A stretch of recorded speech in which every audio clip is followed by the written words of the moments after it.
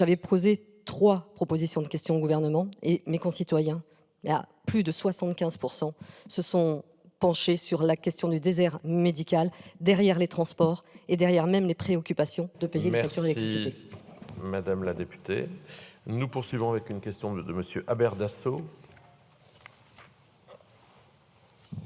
Merci, Monsieur le Président, Madame la Ministre. Comme dans d'autres départements, dans l'Oise, il y a des déserts. Vous avez le choix entre la désertification des services publics, celle des commerces de proximité, parfois aussi, comme ça a été mentionné, les déserts médicaux. Et dans ma circonscription, la fermeture de classes, même si nous avons pu sauver le maintien in extremis des classes d'Ansevillers, de Rochicondé et de Bonneuil-les-Eaux grâce à la mobilisation des élus, des parents et des enseignants. Au désert s'ajoute l'isolement social d'une population vieillissante ou touchée par la précarité. Alors animés par un désir d'agir, les élus locaux et les volontaires se sont rapprochés pour créer du lien, en y incluant volonté, imagination et beaucoup de bon sens. Les centres sociaux vivent au rythme des difficultés et des tensions de la vie collective. Ils sont devenus au fil du temps des maillons indispensables de nos territoires grâce à des outils d'animation sociaux, éducatifs, culturels et de lutte contre l'exclusion. Les centres sociaux ruraux sont habitués à s'adapter, à organiser des événements avec les moyens du bord, à serrer des budgets toujours plus restreints. Mais là, la coupe est pleine. Ça déborde parce que les sommes réclamées sont hors de portée.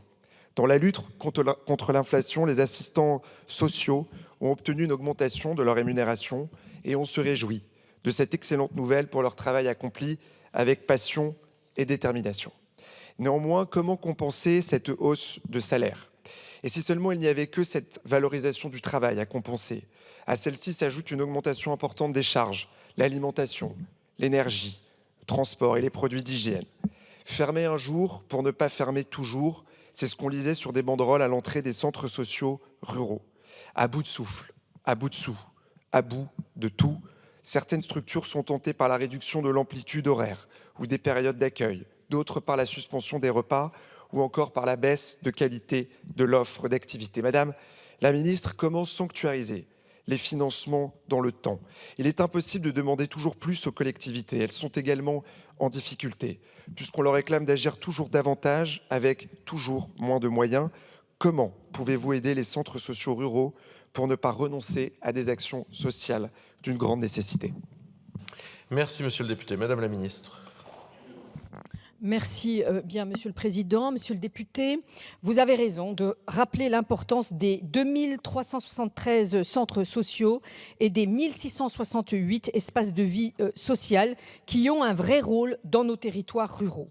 Notre gouvernement est fortement mobilisé en faveur de leur déploiement, notamment avec des mesures présentes dans la nouvelle convention d'objectifs et de gestion pour 2023-2027, signée le 10 juillet dernier, donc c'est récent.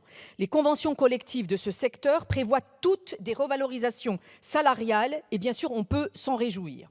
Cela valorise ces métiers qui sont effectivement indispensables, mais nous sommes conscients du coût que cela fait peser aussi sur ces centres sociaux qui sont principalement, vous le savez, des associations et vous l'avez dit aussi, en difficulté.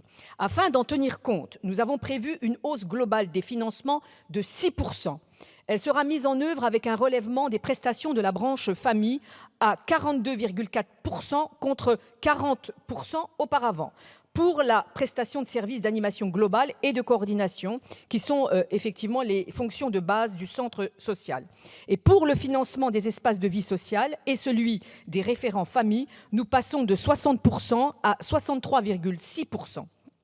Cette nouvelle COG prévoit également le soutien financier à la création de 611 nouvelles structures dans les QPV, mais aussi dans les zones de revitalisation rurale, ainsi que les territoires qui n'en ont encore pas.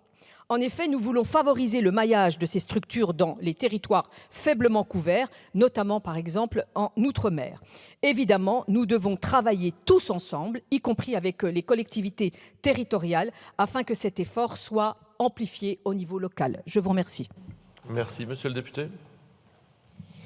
Merci Madame la Ministre. J'espère que ces hausses pourront évidemment compenser le coût de cette valorisation, car les centres ruraux sociaux sont vraiment la clé de voûte du tissu social de notre réalité. Et si je pouvais citer un ancien président de la République, Monsieur Jacques Chirac, aucune civilisation